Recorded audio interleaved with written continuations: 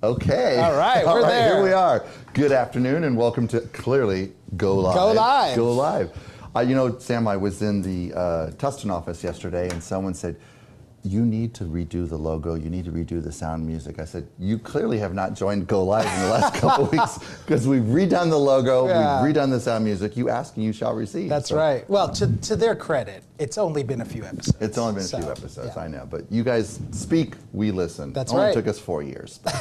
We did change the music.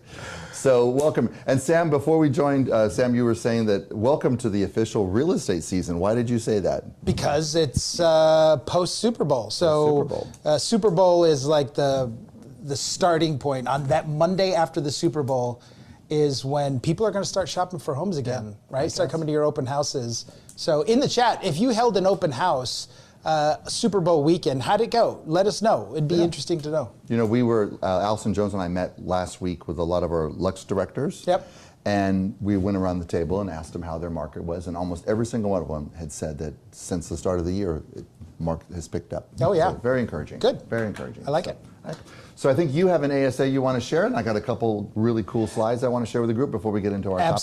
Absolutely. Thank you so much. So everyone knows that we use SkySlope, or if you're not necessarily with our particular company, you use a transaction management system. So my agent service announcement for this week is you all do a fantastic job in making sure that every signature is there, every I is dotted, every T is crossed, and you get all those documents in there. And the one thing that most people forget to upload into their transaction file is going to be all of those emails, all of those text messages, and any other ancillary communication, something or other. Notes. Whatever those may be, even if you keep handwritten notes still, or you take notes down on, on your text app in your phone, all of those notes really should go into your transaction file. And here's why. So you could do everything absolutely perfect. And we know that that doesn't keep somebody from making a claim, right? From hiring an attorney and claiming that you did something inappropriate or wrong. And chances are, in most cases, you didn't. And the documents themselves, the contracts, the counteroffers, the disclosures, what's written in there tells one story. But the deeper story is in the communication. Right. And so one of the things that I'm really proud of with our team and our risk management team is how quickly we're able to get you out of these circumstances when we have those notes, when we can get to those deeper stories. So use an app, do what you need to do, screenshot, print screen, whatever, cut and paste, but those conversations are paramount. Right, and it's a lot of work, but it's well worth it. It is absolutely well worth it. And I'll speak to any of our, or all the TCs that are out there. Encourage all of your agents to do the same, and even offer some of your communications that you're having in the transaction. Offer those up to the agents that you're working with, but it's extremely important. It doesn't help with the text messages. That's a whole other animal. But with our SkySlope program, you can have a unique email address for each transaction. So if you get into the best practice of just including that in the BCC field, every email automatically becomes part of the communication log. That is absolutely right. So that saves you at least on the email thread. Text messages, different story. Different story, but so that's my ASA for the week. That's a real good ASA. So I think, Christina, we might have a slide, or not a slide, but some video to show. You want to do that one first? Yeah, because not only you said it's real estate season post-Super Bowl, right? Yes. It is also our award season, right? So just like it's the Emmys, the Grammys, the Oscars, for us, it's real estate award season. So it's the time of year that we love the most, where we get to celebrate and honor those that have had an outstanding performance in 2025. Yes. So our brand, Berkshire Hathaway Home Services, recognizes on a global stage, right? So this is not just California properties. This is not just the United States. This is globally, so it takes into account our entire network. Yep. And so what you're going to see in just a moment is we're going to go through a slide carousel. Should be up now. We're not seeing it. We're not seeing the whole thing. So it's going to run through the top 25 individual agents. These are agents that work solo throughout the network. Top 25 small teams. the top 25 medium teams, and then of course we have the large teams and commercial. So you can see all of those attractive folks working extra hard. Yep, absolutely. And then in addition to being in the top 25, some are even more distinguished to be in the top 10. Yes. And we don't actually know. I know they think we know, but we don't know where they fall within the top 10. Yeah. So you can bribe us all you want. We won't be able to tell you. I wish we know, but the only way we're going to find out is when we get to sales convention. Yeah. So if you're part of the top 25 and you want to be part of the excitement, you want to be up on stage, please join us in Nashville, March 22nd through the 24th. If you're not yet a member of the top 25, still join us in Nashville because it's a lot of fun, a lot of excitement, and we want to recognize your fellow agents. So help us recognize these folks. And we've got a lot of content going out there. We're having a little bit of tech things going on right now. Oh, but, we are? Okay. In the chat for me, let me know if you guys are hearing us and seeing us. They are? They are. Okay, great. Yeah. Chris, if you just hover down there, you'll see down on, over one more. There you go. Great. You're going to select. Yep. So while she's doing all that, I want to also share with the group that Berkshire Hathaway, the enterprise, right, in 2025, so again, globally, 2025, did 128 billion in sales. Wow. 128 billion in sales globally. California Properties here, we did 12.5 billion, right? And I'm not a mathematician wizard. We're going to save the math for Stephen Thomas, who's going to join us in just a moment. But that's roughly 10%. And when you think of all the agents that are out there in the globe, all the operating companies, hundreds of operating companies, to have California Properties be responsible for 10% of the global sales volume, it's pretty impressive. So I'm super excited about that. So again, congratulations to all of our agents, small teams, medium teams, large teams, our commercial agents, and our individual agents. An impressive job. You guys work incredibly hard, and we're very, very proud of you and very grateful to get to work alongside of you every day. Again, congratulations to all of our agents, small teams, medium teams, large teams, our commercial agents, and our individual agents. An impressive.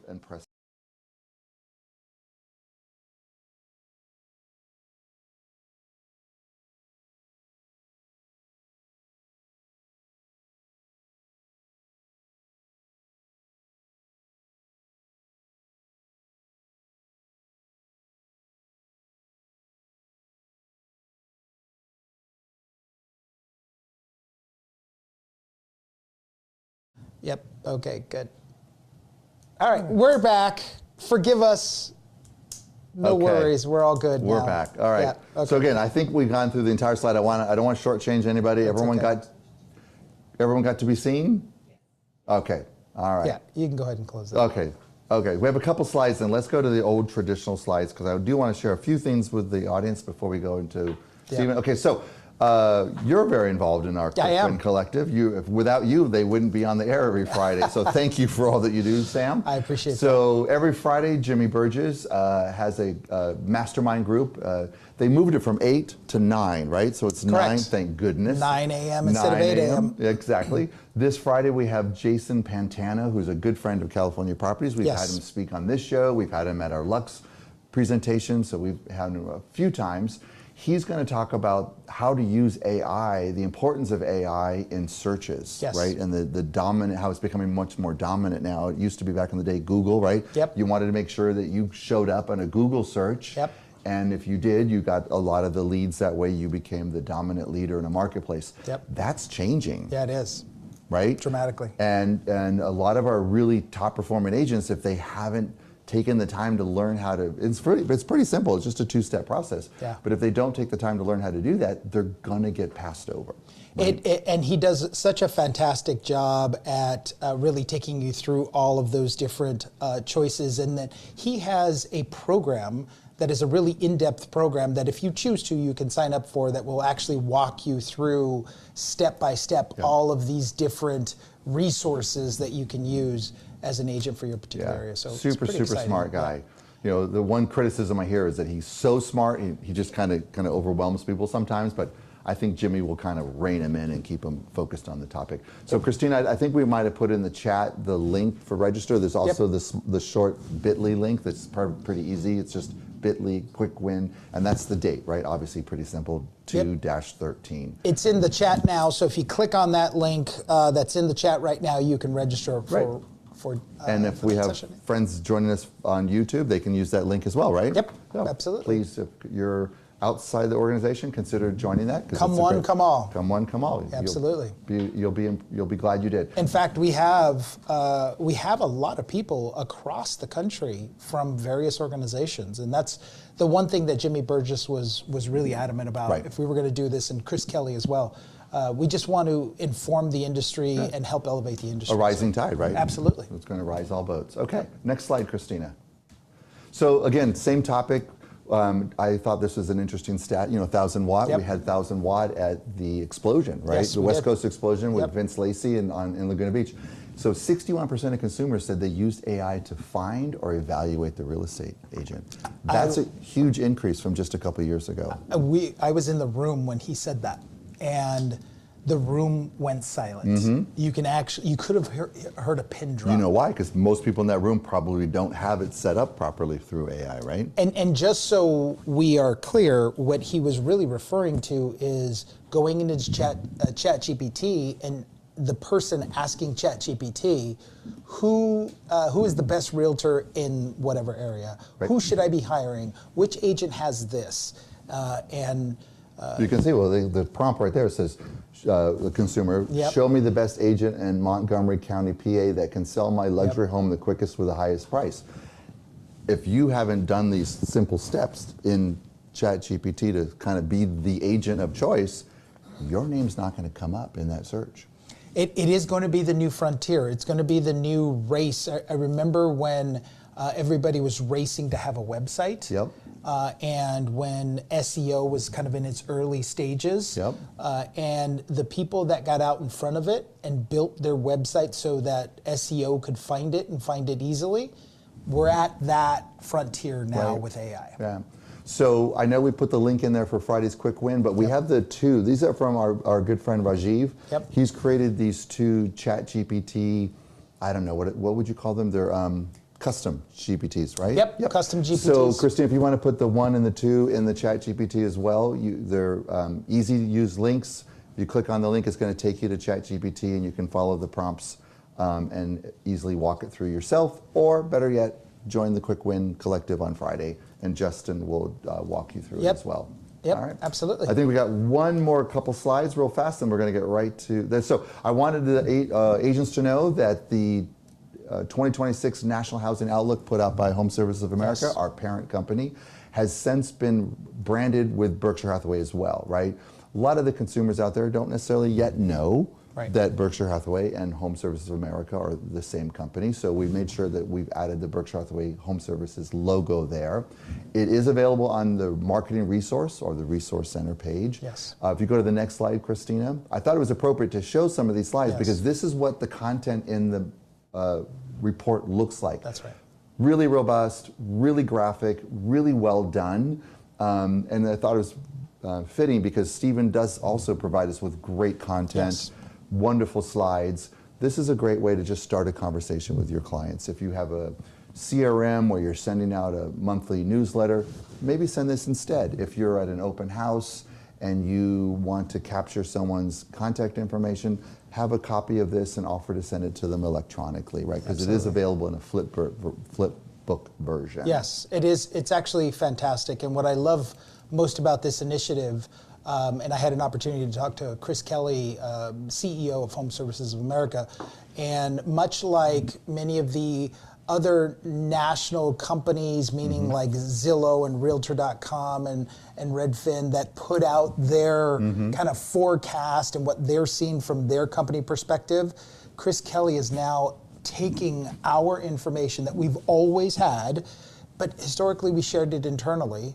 Now we're telling the world and becoming a part of the conversation. Or we siloed, right? All of our individual operating companies kept it California properties, New England properties. Now we're much more likely to share it across the platform. And now, like to your point, we're sharing it and taking our point of view outward. Absolutely. Right? So Christina, there's a couple more slides just so they get a flavor of what the pages look like. Again, beautifully laid out, a lot of content, and it's questions that your clients are asking. Yep. Right? So why not provide them to this and then have them contact you for a deeper analysis? Yep. I think there's one more page, and then we're going to be able to get to the real reason why people are here today. So again, I just want to make sure that our agents know that it's on the Resource Center, marketing resource, and it is now branded Berkshire Hathaway Home Services. Please take advantage of it. It's there. We will be updating it halfway through the year, so come July, mid-year will be available. That will be January through June. So you'll be able to stay.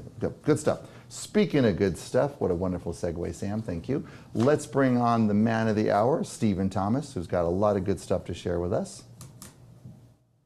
Always very positive, even when the news isn't. But I think he's got some positive news to share with us. Oh, yeah. Hey, Stephen, how are you? Good. How are we doing? We're good. Yeah, nice to see you. We're spotlighting, Chris, we got to spotlight Stephen Thomas. Yeah. There you are. Go. Excellent. As smiling as usual. How you doing, buddy? Good. How are you doing? Good to see you. Nice to be seen. So let's go ahead and share the screen. It says my sharing has not been turned on, so that needs to be. Yep. Yeah, we'll get that. We can trust you. I think you've done this before. Share settings. A couple times. Yeah. Not there yet. I think you're the most welcomed back guest we've ever had. I don't know. You're not going to get an award for that, though. You're just going to get the title. Yeah. I think I sent a request. Today's one of those days where, like, that's okay. We're working through it. You know what? Today, 2026. There we go. You got it? I have access. All right. Awesome. Good job, Christina. Yes. All right. There we go. Let's share this. You know what it is? I just drove in from Los Angeles and from our family home, and my siblings were there, and I was telling them a little bit about what we're doing, and they're like, "Oh, send us a link so we can watch," because they're all still there. So wouldn't you know it? Are they watching? All of this is happening just so that they can tease me. Of course. Right? That's so, okay. Lots of love to all of you. Love you guys. Yeah. Okay. Here we go. Go live. First of the year. Of course, we're going to start with some fun photos. I didn't receive your buyer's offer. Can you send proof? Huh? Not in my hand. Very different than a few years ago when you were showing like 15 offers in a line around the block, right? Right, exactly. Yeah. This is an MLS photo. I just had to share MLS photos that are fun. That's an MLS photo? Oh my gosh. Yeah. Okay, that agent needs to be like, I don't know. They need to remove that agent's license. I'm sorry, if you're right. listening, I'm sorry, forgive me, but Shovel. You can use a shovel and a pitchchfork to clean that up. Oh my goodness. the drywall patching, I love the drywall patching. Clients who won't use electronic signature. Melissa Gilbert, I'm sorry. Hey, we all watched that show. Come on. I did. So there we go. So really quick, everybody knows I'm a reports on housing, your local real estate snapshot. I'm a housing analyst. That's what I do for a living. I absolutely love it. Live and breathe it. And we have reports all over SoCal, Bay Area, Vegas, and Phoenix. And we're in the expectation setting business. So what I'm trying to do is help you set expectations for your clients. And so far this year, there have been a few reports. We started off, of course, at the very end of the year. We do a not foreclosure, that's funny. A forecast for 2026, and we have it in written form. And then slow out of the gate. And couldn't even find, I had to pay an arm and a leg to find a picture like this. If you see that picture, I actually used AI to put that together. Oh. You see, it's already like 5 seconds. And he hasn't even gone through the thing. So obviously AI did quite everything right. Yeah. That's a good one. I like that. Very slow. But anyway, out of the gate. this is just, the flavor of this was during the first 2 weeks, we actually slowed down. And that's because everybody's going, what's going on? I said, it's still the holidays. It's a holiday market through the middle of January. And my birthday was on the 14th. So January 14th was a Wednesday. And there's still a few more days. Then that weekend, when you turn on, it goes from the holidays because people are still in the gym on that week of the 12th, 13th, 14th. And then it comes to the weekend. They're going, I'm done with waiting for a treadmill. And then we jump into the winter market. So that's a normal occurrence. It was just felt a little more sluggish in some markets. Then prepare for launch, which we're going to talk about that today. Prepare for launch. That is our winter market. And we do it every year. We do this. And then one of the most recent reports that came out is called Early Trends. We've seen some trends. I'm going to share with you one of them, the one that's actually on the right-hand side that will demonstrate what's going on that we weren't anticipating. So we wanted to share with you what kind is going on so that you're better equipped. This is where you go, reportsonhousing.com. That's where you go to subscribe. It's $20 per month or $200 per year. You get a month free if you utilize the coupon code SOLD, because that's what we're going to do. We're going to put those up on a whole bunch of our listings, sold. All right, so I'm a nut. I absolutely love everything that has to do with the analytics. We have a economic model we follow, but it's called a progression model because things are constantly changing. Things happen today. We actually have lower rates today. And that was because of a retail sales report that was soft for the month of December. So these are the things that I follow. Yeah, I get excited about this stuff. So yeah, so 2026 launch. This is a throwback. Remember when we did these space shuttles? But that's what it feels like. Always we get to that. We're getting into the third week of the new year, and then all of a sudden we take off, and we get to the Super Bowl, and everybody goes, "This is the best time to come on the market." When it's not really that. Super Bowl is closer to March 1st, but. We have 5 seasons we've talked about this before. There are 5 seasons. There's spring is number 1. Then we have summer. And this is in terms of pending sales demand. So number 1 is spring, then it's summer, then it's fall, then it's winter. And the slowest season are the holidays. That actually is the week before Thanksgiving, and it lasts 2 weeks into the first couple of weeks. You have to get to the middle of the month of January before it transitions to the winter. And that's what so many people forget. That occurs. But once we get into the winter market, which we are in the midst of right now, we're finally going to get some winter weather. It was cold. I actually liked my jacket today for the first time in like a month. But even though it's technically doesn't feel like winter outside, our market behaves the same every year. And that's where supply rises slowly and can even be flat for the last couple of weeks, that type of thing. But demand surges, and this occurs every year. And we're going to get into the housing inventory, but demand surges, and I'll show you later exactly where it is the absolute prime time. But this is a really good time to come on the market. Now, as far as the housing inventory, we've talked about this couple many different times. They did everything right. They got married. They bought a house like in 2015, had some babies. They're running out of room, but they refinanced during COVID years. They have like a 2.8% interest rate. And yet they used to have a much higher interest rate, but they love having this low interest rate. So they're going to Cancun 4 times per year, and they're going helicopter skiing because they have so much extra discretionary income because they refinance. But it gets to a point where they're doing so much on their porch, and the kids are getting older that they might want to move. But for right now, they're staying and they're hunkering down. Now, I got a nice little holiday present on December 26th. The National Mortgage Database was released, and that's this giant Excel spreadsheet where I can find out so much information. One of them is actually across the United States, 40% of all United States homeowners own their homes free and clear. In California, it's 31%, which both are record for our state just because we're more expensive, but it's a record for the United States as well. But if 31% have a no loan at all, that means that 69% have a loan. And of those, 77% of Californians have an interest rate at 5% or lower, and 62% have an interest rate at 4% or lower. 28% have an interest rate at 3% or lower. And I keep on doing this over and over again, but what I want you to know is this used to be 32% had an interest rate at 3% or lower. Now it's 28%. Across the United States, it's actually 20%. So California is home to a very large amount of people that have loans that have interest rates at 3% or lower, which you can argue would prevent them from moving. But like I said, this couple used to have a higher mortgage rate. So, and that happens quite a bit. People say they're locked in, but not necessarily, because you can see over time, and I want everybody to see this, that orange dot is 2026. And this is how we built our inventory. In 2023, that was the blue line. Nothing came on the market. This is for all of SoCal. And you compare that to, we placed the very, very similar number of homes on the market every single month, year in, year out, prior to the pandemic. And then the pandemic hit and made things differently. And then once interest rates went up and everybody had these low rates, it also has prevented many people from placing their homes on the market. And in 2023, nothing came on the market, which is why, even though we had low demand with higher rates, we had low inventory.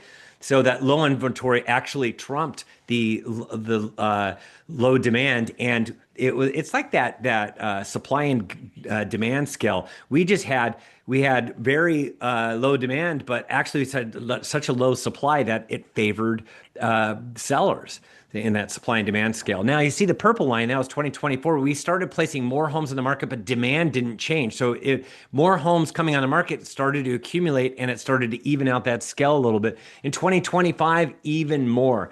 And there were some markets like in Orange County, it was like flat. In LA and San Diego, it was down a little bit year over year, but that phenomenon has changed over time. And Ventura County was actually down a little bit as well, but it's changing like this in all different markets. Now that 2026 is the orange dot. That was January of this year, and you could see for Southern California, it was almost identical to 2025. The big thing that was surprising to me is because there are a number of people that pulled their homes off the market in 2025. There was far more than 2024. And I think that I might have that. Okay. And in 2024. Now, what we were anticipating was even more homes to come on the market during the first couple of weeks of the year, because of the return of those extra people that pulled their homes off the market compared to 2024 at the end. But it was actually, even with that extra push, it was still the same number, which leads me to believe that we're not going to make our way back up to the 3 years prior to COVID. So we're still got a diminished number of homes in the market. And this actually has a lot of housing analysts like myself scratching their head going, this isn't what we expected. Yeah. So we actually have better interest rates, which means that pending sales activity will be stronger, but the inventories won't change that much. As a matter of fact, they'll probably go down if the same number of homes are coming on the market as last year, with an increase in push in demand. Now, Stephen, with that said, because we're seeing some softening in prices in certain areas, does that mean that demand has come down a little bit more than we've expected? Given that it was still earlier, or it hasn't picked up yet. It hasn't caught up to it. Hasn't. Yeah, you actually were seeing demand that soften in some areas during 2025. We were starting to see in the numbers recent months. We're actually seeing values go up in many markets that were down for last year on a month-to-month basis. Month to month, they're actually growing. So that is because of the lower rates. And we're actually going to see the lower rate environment match up with our winter and spring, and it's going to bring some extra juice. So year over year for all of SoCal, it's just down by 78 signs. So this just shows you that we're missing 4 sell signs is really what this tells you. We have down 1%. Year over year, it's up 24% compared to 2024, and it's up 46% compared to 2023, the blue line. Wow. And it's still down 13% from the 3-year average prior to the pandemic, the green line. And this is the number of homes coming off the market that I said, all the people, that new term delisted, all the homes pulled off, canceled, expired, withdrawn. It always elevates in December, because now by the time you get to the holidays, a whole bunch of people pull their homes off the market. They were not successful. This also, and if you see year over year, it's actually up 59%, up 31,500 in 2025 versus 2024. And really, and you can see how much higher that is than the 3-year average prior to the pandemic. The reason it was so high is because we have a number of homeowners that place their homes on the market as sellers, and they don't really have to sell. That's what these data points tell me, that we have all these people that don't really have to sell, and once they don't get their price, they're out of here. They tap out, and they all don't come back on the market. A lot do during the first couple of weeks and during the spring, but a lot don't. So this is the inventory over time. You could see at about January of 2022, that's where it gets down to the lowest amount. It was like at 10,000 homes. That's like not enough homes. We have over 30,000 right now, but this is nothing in compared to where we were prior to during the Great Recession. It probably exceeded 110,000 for all of SoCal. So we just still don't have the inventory compared to where we were during the Great Recession. And that's why values won't ever plunge in our area. So this is where we are. This orange line is this year. And you can see how it took off, but you can see how it sputtered out. The reason it took off, and it took off like that last year, the red line, it took off and then sputtered out. It's because of all the people that delisted and come on during the first couple of weeks and really slowed down our marketplace. But you could see last year we built quite a line. I don't think we're going to build as high of a line this year. January 29th, we were at 31,460. That was up 3%. And in a 2-week period of time, 873 homes. Last year, at the same time, we were at 28,912. That's the red line, which is 8% less, 2,500 fewer homes for all of SoCal. And the 3-year average is 34,622. That's the green line. I don't think we're going to pass the green line like we did last year. And then we came down at the end. Today, we're at 31,513. That went up 0.2%. So it's very, very flat. Remember, this is January 29th. I'm now updating it to today. That's not a big change in what is that, a 12-day period. So where do we typically peak? We typically peak between July and the end of August during the summertime. The problem is in recent years, because we had higher rates in 2023 and in 2024, we peaked all the way in during the fall and instead of the summer.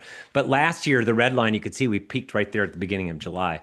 And where do I think we're going to go? I think we're even going to peak there, but I think it's going to cross underneath of last year because of the same number of homes coming on the market, and we anticipate more demand hitting the system. We have a little bit more, and we'll get into that in a second.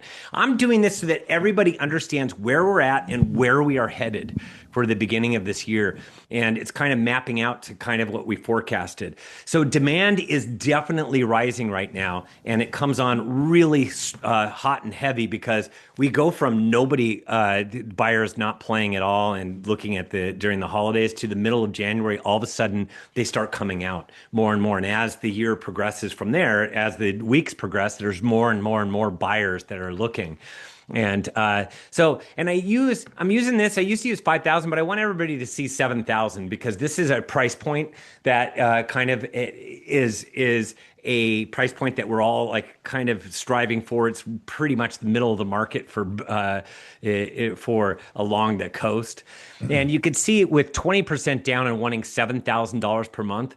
When interest rates were at 7%, you look at a 1.315 for the $1,315,000 house. Now that interest rates are very close to 6%, you're looking at a $1,460,000 house. This is the rate that I actually want, is 6.0. I actually don't want it in the 5s yet because my millennials and Gen Zs, I want them, they would be fighting in the entry-level price ranges, and we all know what that is. Up and down the coast, it's $750,000 to $1 million is the starter home now. And what would happen is all the millennials and Gen Zs would be competing against each other, and we'd have too many multiple offers, and we'd have values going up too quickly if we were into the 5s. Because you could see in the 5s, now you're looking at $1,541,000 house at 5.5%. So you could see how it went from $1,315,000 to $1,541,000. That's too big of a shift. I want to get to the 5s like everybody else, but baby steps. I want to get there the second half of this year. I think would play really well for our millennials and Gen Zs who have had a rough time purchasing homes.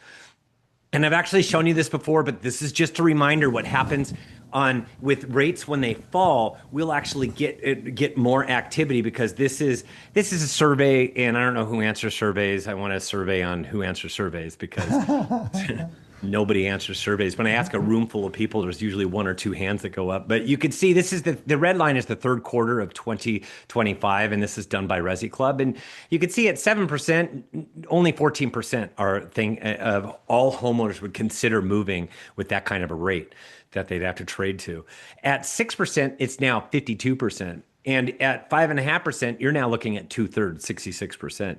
So you could see that as interest rates come down, it will open up the pool of more for sell signs. But remember, those sellers typically become buyers too. So it just adds to more churn and more transactions, which is good news. But I just wanted to show this, that it shows you as rates fall that more homeowners are inclined to actually move.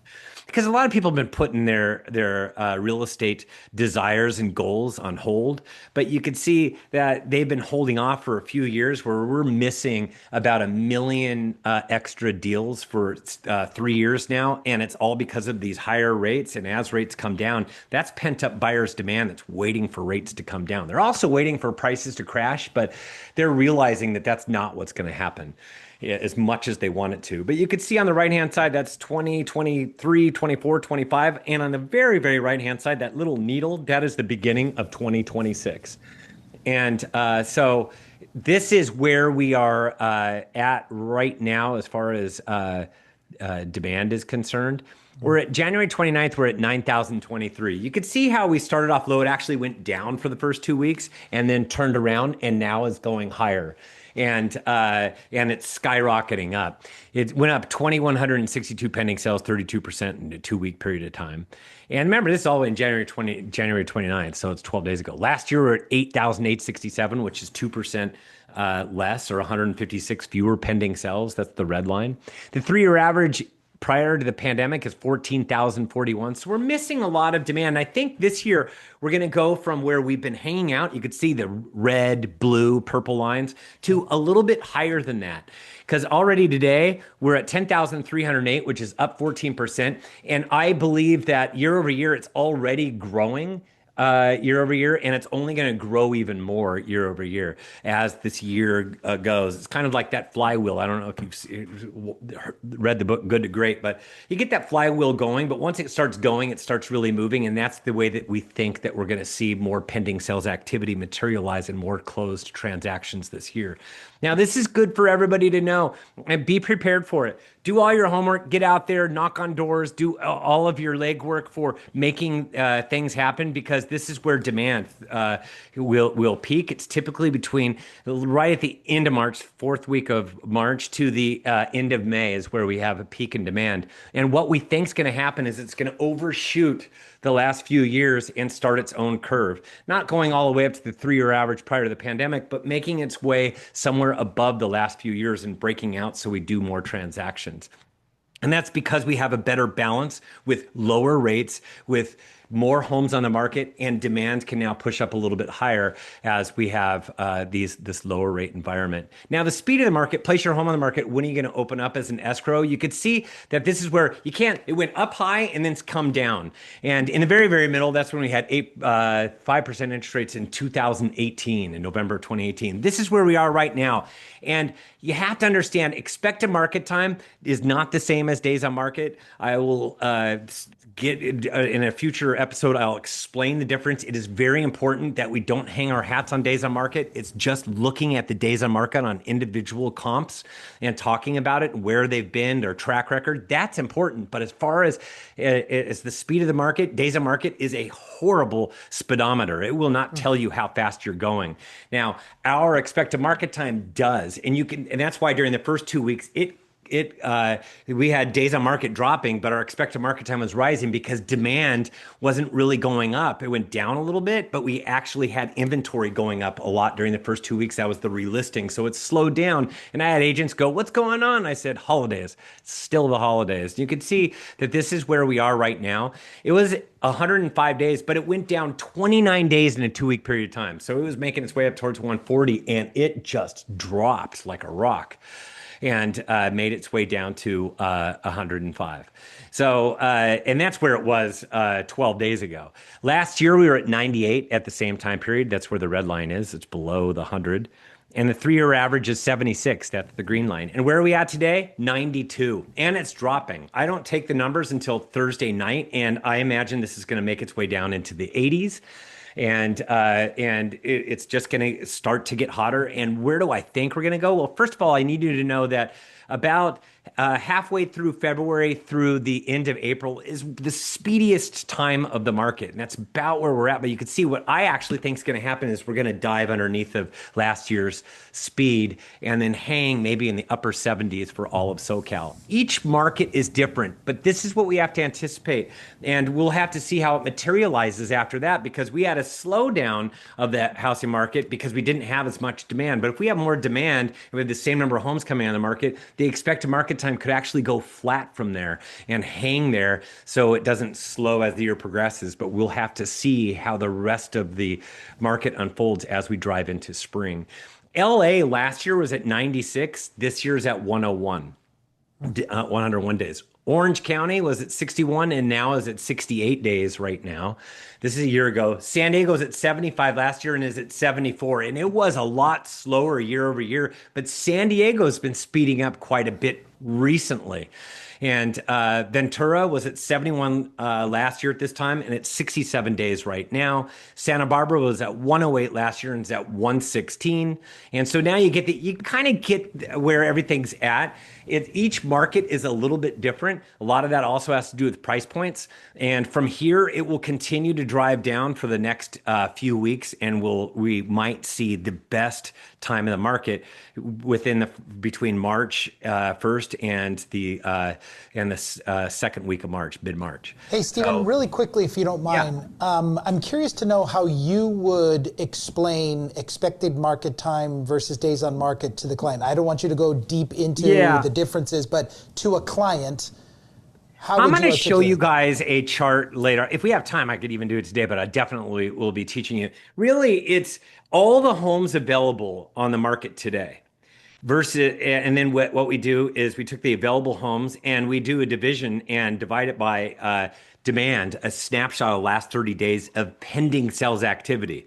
It's kind of like there's this term called absorption rate, and what so many people, how they got it wrong across the United States to talk about absorption rate, they do it based upon closed sales. They say pending sales is not a good barometer, and that's because they don't do a snapshot. I've been doing the same thing over time, and it really is a true reflection of what's going on in the marketplace right now, because pending sales activity changes. Like right now, it's definitely getting faster. We're adding more and more pending sales activity. We're watching escrow officers have more on their desk.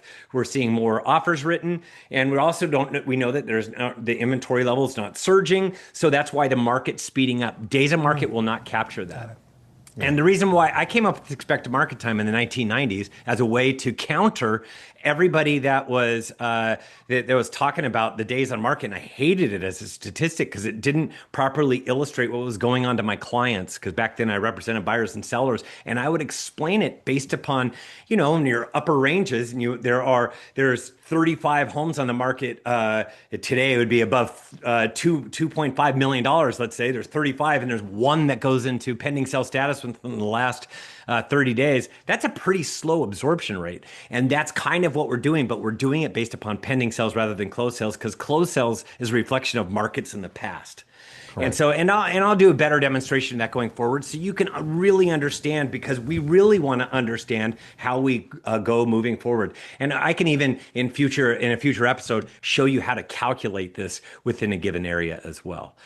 So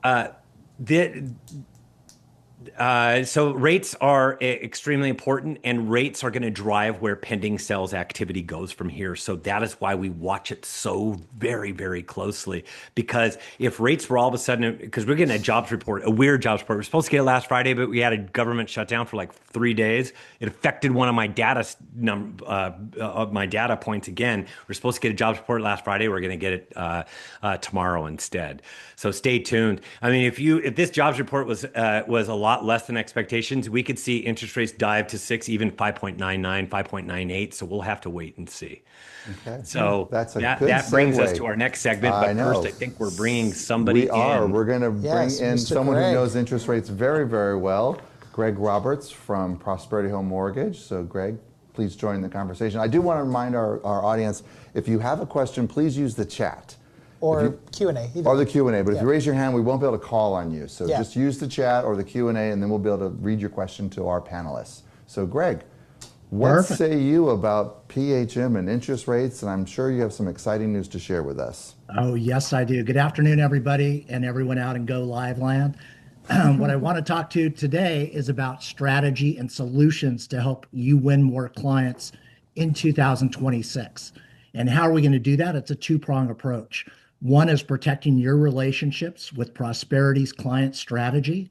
And number two is converting more buyers with PHM's lending solution.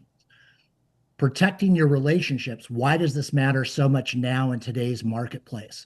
Competitors like Rocket / Redfin, Compass, Guaranteed Rate are building one-stop shops to solicit your clients. The fight for consumer relationships and that data has never been stronger than it is right now. Our response is simple. We stay connected, we stay visible, and we help you stay valuable to you and your clients long after the transaction is over. So how does PHM help you stay sticky with your clients? We do a 7-year agent co-branded client journey after the deal closes. So for 7 years, we are going to reinforce you and your relationship with that client via semi-annual survey, their birthday, market reports. You get these emails in real time like your client is getting them. So you're aware of what's going out to your client every time. But at PHM, we're strengthening your relationship with your client versus someone trying to take it away. And then our other approach is how we're going to convert more buyers with Prosperity's home loan solutions. As Stephen talked about, interest rates. Everyone's wondering what the Fed's going to do, what direction they're going to take, how the job report's going to come out and make it sound.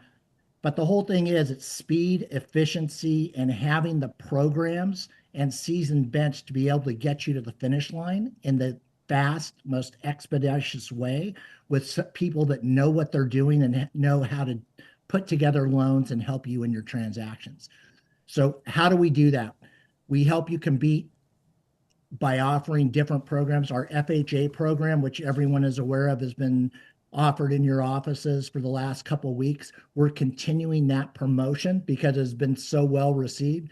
So that program will continue. PHM is paying the buy down on that for 1 year on behalf of the client. We also have our since we have people that may be not in an office or haven't been in an office recently, do you just give the highlights of that FHA program when you're doing the buy down? So basically the FHA program, we're offering a free 1-year buy down, which brings the rate down as low as 4.49%. Wow, that's fantastic. That's why you can see why I wanted him to repeat it. Yes, that is fantastic. PHM is covering the cost, and we continue to promote that program. Originally, it was just going to be a 2-week promotion. We've now gotten that extended. What's the qualifying rate? 4.49. Oh, so you qualify at that rate because Correct. It's a permanent buy down. Correct. Wow. I know. See, so why keep waiting for the feds to lower the rate when you have the power in your hand right now? Well, and there's all kinds of talk about the temporary buy downs, the 2-1, 3-run buy downs, and everybody seems to get excited about that. But this is a permanent buy down, and the qualifying rate is below 5? It's a permanent. Oh my gosh! It's a 1-year buy down. So it's a 1-year buy down. Got it. Okay. So 1 year and then it converts. But the whole thing is that people are looking at affordability and trying to squeeze into that first house. It helps them considerably. Yep. Either product, way, still great. Another product that's very hot right now is our 7-year ARM product. That is competing against private money rates. We have a new doctor loan coming out. The doctor loan you will be hearing a lot about starting tomorrow in your offices. It's 100% financing, no MI, up to $2 million. Student loan flexibility for residents and fellows. We will take a future employment dated up to 150 days out. So they don't even have to be working yet, and they could get a $2 million loan, and they're not starting at that job for 150 days. So we're going to send out more information about that. But the most important thing I want to say is the Path to Prosperity loan products, our Home Sure Advantage, our $30,000 on-time closing guarantee, all these help you with speed and execution to help your clients and make you look like the star on referring them to PHM. And my ask is that you loop PHM in early on the transaction so that we can structure the solutions to help you win more business in 2026. So thank you guys very much for the time Thank today. you, Greg. We got some questions. Let's make sure that they don't relate to what you just told us. I know, Deborah, you'd like Stephen at a future show to show us how to calculate what he was explaining. So we will definitely do that for us. But the on the doctor loans, really quickly, is that for principal residents only? Correct. Correct. Okay, good. Okay. And we're going to have, there's all types of a lot of doctor programs don't include vets. This one includes vets. Oh. So if you're on the doggy brigade, there's a lot of opportunity there. So we will be sharing all the details of veterinarians, not veterans, is what you're referring to, right? So doctor program, veterinarians. Veterinarians. Oh, Yeah. right they on. do have a vet program, but that's that's a different program. Yeah, that's for another episode. Another show. Seth. Greg, thanks for coming on, man. Really appreciate you. Thank you. Appreciate Thank you, Greg. Hang tight. We'll come back to you if you have any other questions for you. So back to you, Stephen. Let's wrap it up. You betcha. All right, sharing again. There we go. All right, that's fantastic. What a great program. Getting them underneath of 5%. Holy cow, Sam, you're right. That should move the needle, right? Absolutely. I mean, everybody should be on the phones talking to every single open house attendee that ever came through, right? Like, right. Why are they watching this? What are they waiting for? This. Go get on the phone. Oh my gosh. Yeah, right. So Federal Reserve shakeup in housing. That, when rates come down, home affordability will definitely improve, and that is why we've heard so much about this new Fed pick. And the Fed pick was actually Kevin Warsh, and he's actually, prior to, if you listen to his stuff from 2 years ago, you'd think that he'd want to hike rates to the moon. So, but from what I understand, that he's going to be more on the dovish side, conciliatory, and wants to cut. But I'm not getting into that. A lot of people are super excited, thinking, hey, you know what? Rates are going to come down. Oh my God, this is going to be great. We're getting a new Fed president. It's going to be a big change. Rates are going to fall. But wait a minute. You know what? Just don't everybody get too excited. We have to reel in the enthusiasm and kind of explain the process a little bit, because there's a lot of confusion surrounding it. And this is the Federal Reserve. We talked about it before. There are a total of 19 members, and Jerome Powell is he's got the silver hair on the left. You could see his face. He's looking down. That's him. But I wanted to explain it this way so everybody understands it. See, there are 12 different people that vote. There's 19 total. And I'll get into that in a second. But I want you to understand that 7 up at the top are Board of Governors. Those are installed by the President of the United States. Jerome Powell is one of those. He was installed, and then he was also is running it. He's the chair of the Federal Reserve. Now, the other 12 are regional bank areas. There are 12 regional banks. We're on the left, which I still don't understand why New York gets to vote every single time. They're number 2. And they get a vote every single time, and yet we've got such a giant region. California on its own is the 4th biggest. It was the 5th, now it's the 4th largest gross region. Domestic product out of the world, if we were to stack them up among other countries. And in about 5 years, it'll become number 3. So California should have its own vote every single time. But nonetheless, there are 12 different Federal Reserve regions, and they each have a president that is installed by a board of directors, not by the President of the United States. And this is the best way to understand it. You see 7 faces. Those are the 7 faces up at the top. Down below, those are the 12. I've highlighted the 4 that are currently voting right now, because Cleveland and Chicago, they rotate every 2 years. The other areas, including San Francisco, they rotate every 3 years. They're all sitting around the table talking about different things, talking about policy, but only 12 get a vote. Now, in order for the rates to go down or up, or it takes, out of the 12, it takes a majority, 7 out of 12. Not 1, not Jerome Powell in the 1. He's not all by himself and gets to make policy the way that he wants to. So I want everybody to understand that. Now, Kevin Warsh, who was picked, now where's he go? Everybody thinks he just replaces Jerome Powell. But Jerome Powell, actually, typically the chair leaves. But in order to preserve the Federal Reserve's independence, he can stay on for 2 more years because his term is actually not done. They typically just bow out and say, I'm out of here. I was the chair. But then he might stay on to protect the integrity of the Federal Reserve. And this guy on the right-hand side, that's Steve Miranda, he actually is selling off to the sunset. And what really will happen is Jerome Powell will take Steve's spot because Steve is only temporary from September and it was a temporary role. And then Kevin Warsh will now lead it with his gavel. They all come together and they put together what looks like it's their speaking points. They read it out loud. And then they do this 8 times per year on a Wednesday. And then after they read it out loud, they do a Q&A. They also tell you what they're going to do with the policy rates. And those 12 that are circled in yellow get to vote this year for 2026. It just rotated. And so they are going to vote. It takes 7 out of 12. Not 1, not 2, 7. If it's 6 out of 12, it's a tie. And I wanted everybody to understand that so they know really how fundamentally it works. And they're from both sides of the aisle, including Jerome Powell, who was installed by Trump during the first administration. So people, they're like so shocked that this is how it works. And I still, even after I explain this in big groups of agents afterwards, I still get people to think that they're political and that they try to ruin an election and all this stuff. I hear so much stuff. But I want everybody to understand that the Federal Reserve has this dual mandate. It is just maximum employment and price stability. That's it. And we're going to find out how jobs is doing tomorrow. That's a very, very important interest rate driver. And it changes. They change their policy 8 times per year. Interest rates change every single day, sometimes several times in a day. And they're very, very data dependent. My data was shut off last year. The entire month of October has a big asterisk, but they were reopened. Then they were shut down again at the big a couple weekends ago on Saturday, and then they reopened it on Tuesday. But I was supposed to get my my numbers on Friday for the jobs, but now we're getting them tomorrow instead. But so our water is turned back on right now. Now, as far as jobs are concerned, this is what is going to come out tomorrow. And this is for the month of January. And you can see that job creation has been going down over time.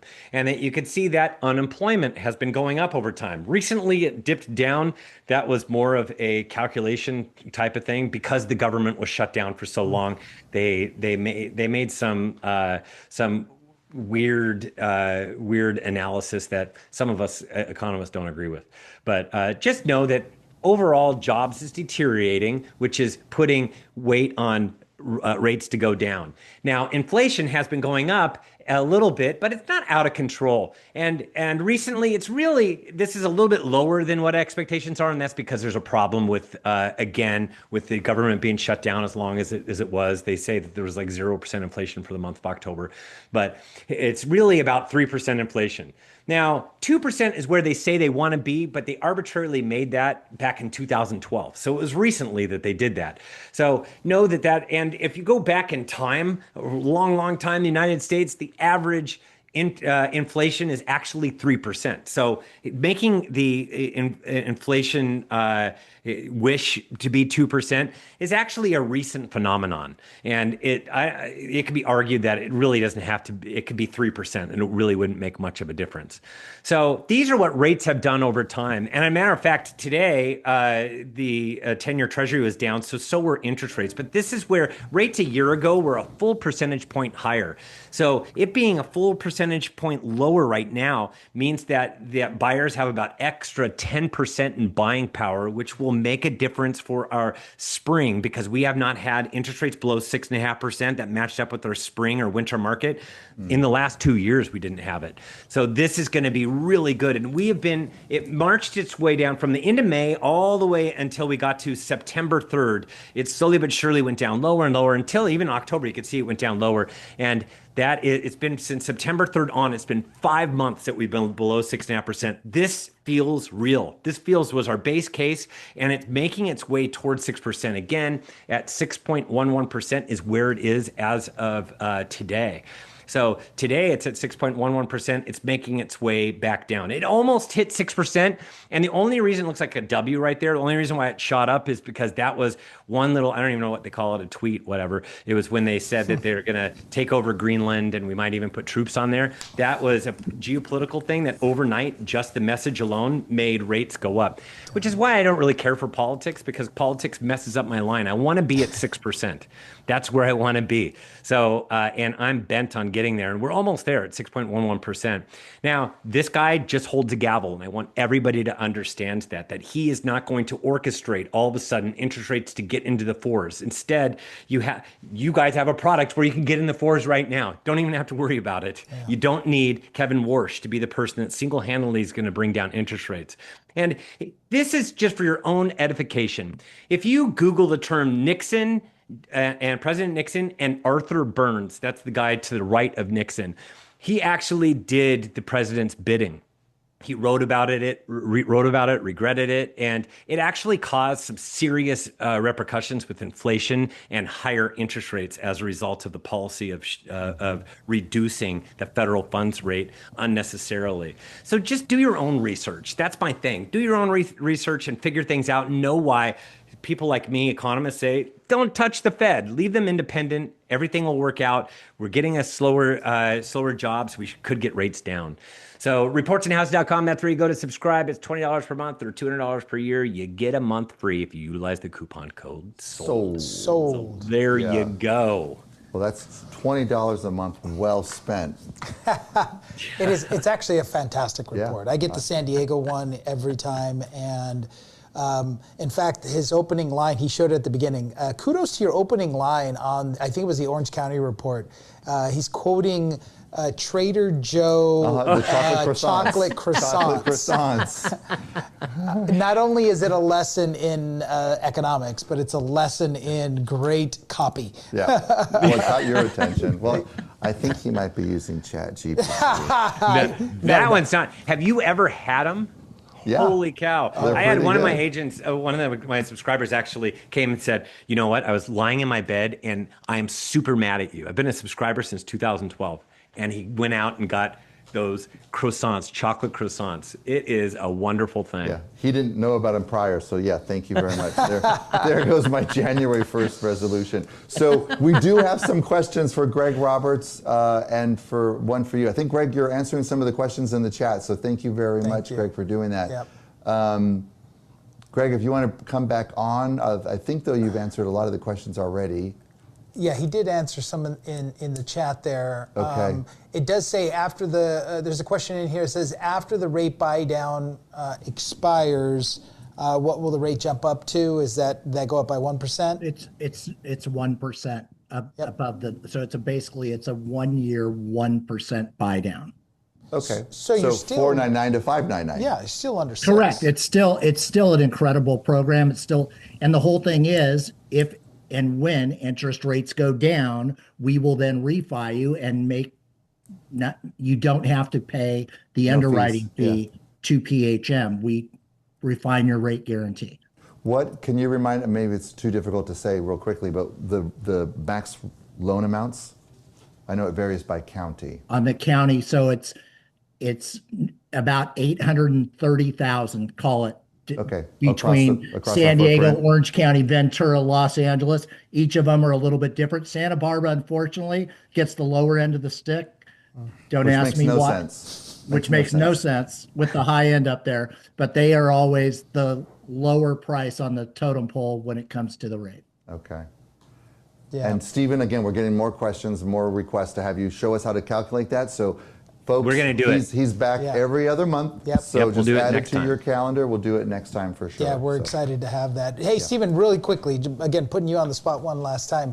For some of those people, for some of our agents, or even maybe buyers maybe watching this show, and they are saying that they want to wait until either interest rates come down or the prices come down, why would you, in one or two sentences, why would you tell them not to wait and take advantage now? Because prices aren't going to plunge. We're missing the true element of, we don't have imbalance in inventory. We don't have too many homes on the market. We have a just amount of right homes on the market, really. Demand might be low. That's the only reason why they think prices should plunge, because of unaffordability. But we just don't have sellers that really have to sell. There's not enough must sells. So that creates a much better balance, and prices aren't going to erode fast. So that's one of the first things. The second thing is, I don't know what you're waiting for. If you've been waiting for interest rates to make its way down underneath of 6% and stay there with duration, it has been since August of 2022. The only way that happens is if we have more unemployment or something like that, but that could be short-lived. The base case for almost everybody out there is between 6 and 6.5% for rates. So I don't know what people are waiting for when you have you just talked about such a great program with FHA right now. It's just pull the trigger now. Right. And just meet with them, see what you qualify for, and at the end of the day, then pull the trigger. Only they know if it's a good time for them financially, and then pull the trigger. You cannot time a market. It is next to impossible. You can refinance down the road, but even that, we've learned, that could be a very long haul. So just meet with your lender, qualify, and then pull the trigger. Meet with your PHM lender. That's right. Thank you. Thank you, Stephen. Thank you, Greg. so much. I appreciate both you of guys. you. Thank you so much. Bye, We ran a little long, so Bye-bye. we're just going to pull up our quote real fast. Thank you, Christina. Because you learned a lot. So our That's not quote, our quote That for is not our today. quote. Sorry, we're hijacking this show today, and I want to take just a moment to wish you an absolutely happy birthday. Thank you. Oh my God, it's cute. It is well deserved. We know that you are turning 27 again. Times 2 plus. But I want you to know, on behalf of everyone at Berkshire Hathaway Home Services California Properties, we are so proud of everything that you do. And so many people don't get to see behind the scenes. And I'm here to tell you, everyone, that the amount of effort and hard work and just heart and soul that this man puts into everything that we do every single day for all of you is quite amazing. So with that, Sam. happy birthday. Thank you. Happy birthday, man. Okay. Was not expecting that. Show him some love. Find All him right. on Instagram. Go give him some love there. I'm getting plenty of love. Thank you, everybody. I feel it. Good. I feel old too. I feel Not that at as all. well. Not at all. All right. Well, thank you, everybody. Yeah. Stay tuned next week. We have a fantastic show. I'm old. I don't remember the topic. It's all right. You do. I don't think I do. Oh, AI. AI. Okay. Yeah, We have our that's right. in-house AI That's expert. right. Yes. Thank you, Christina. Very good. So join us Friday morning for AI, and then Tuesday, again, AI. We're all about AI. You cannot get enough AI. Keep going. Thank you going. so much. Thank you, everybody. All right. Be well. Enjoy.